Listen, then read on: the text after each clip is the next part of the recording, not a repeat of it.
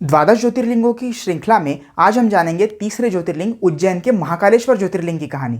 नमस्कार दोस्तों, मेरा नाम है तेजस और आप देख रहे हैं डिवाइन ट्रेल्स का एक नया एपिसोड।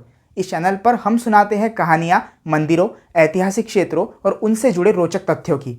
तो अगर आपको हमारा यह प्रयास पसंद आता है तो इस वीडियो को लाइक करें, कमेंट करें, अपने दोस्तों के साथ शेयर करें और हमारे चैनल को सब्सक्राइब करें। चलिए वीडियो की शुरुआत करते हैं। महाकालेश्वर ज्योतिर्लिंग मध्य प्रदेश में क्षिप्रा नदी के किनारे बसे मंदिरों के शहर उज्जैन में स्थित है। इस मंदिर की कथा शिव पुराण की कोटि रुद्र संहिता के 16वें अध्याय पर आधारित है। इस कहानी के अनुसार अवंती या उज्जैन नगरी में वेदप्रिय नाम का एक ब्राह्मण रहा करता था। अपने घर में प्रतिदिन अग्नि की स्थापना कर अग्निहोत्र बनाकर वैदिक अनुष्ठान किया करते थे। वे महादेव के परम भक्त थे। वे प्रतिदिन शिवलिंग बनाकर उस शिवलिंग की विधिवत पूजा किया करते थे। महादेव भक्त वेद प्रिय की भक्ति और संस्कारों के फलस्वरूप उनके 4 पुत्र हुए, जो अत्यंत तेजस्वी और माता पिता के सद्गुणों के प्रतिरूप थे। उनका नाम था देवप्रिय, प्रियमेधा, संस्कृत और सुव्रत। उन दिनों रत्नमाल पर्वत पर दूषण नाम का एक राक्षस रहा करता था। उसे ब्रह्मा जी से सदैव अजय रहने का वरदान प्राप्त हुआ। इसी कारण उन्मत्त होकर उसने वेद, धर्म तथा धर्मात्माओं पर आक्रमण कर दिया। उसके बाद उसने अपनी सेना के साथ अवंती या उज्जैन के उन कर्मनिष्ठ ब्राह्मणों पर भी चढ़ाई कर दी।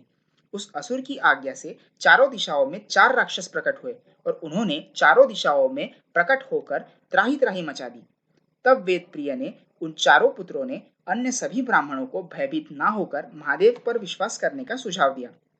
उन सभी ब्राह्मणों को पूजन करता देख उस राक्षस ने उसका वध करने के लिए आज्ञा दी।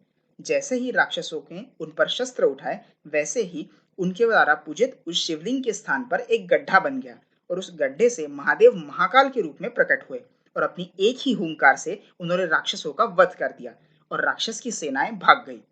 असुरों से भक्तों को मुक्ति दिलाई। महादेव ने प्रसन्न होकर उन चारों को वरदान मांगने को कहा। तब उन चारों ने हाथ जोड़कर महादेव से कहा कि हे प्रभु, आप हमें इस संसार रूपी सागर से मुक्त कर दे और सभी भक्तों के कल्याण तथा रक्षण के लिए इसी स्थान पर विराजमान हो जाए। महादेव ने उन चारों को सद्गति प्रदान की और उनकी प्रार्थना के अनुसार भक्तों के रक्षण के लिए इसी स्थान पर ज्योतिर्लिंग के रूप में विराजमान हो गए। तो आपको महाकालेश्वर ज्योतिर्लिंग से जुड़ी इस कहानी मुझे कमेंट में जरूर बताएं और ऐसी ही कहानियों के लिए मुझे फॉलो करें। जय महाकाल।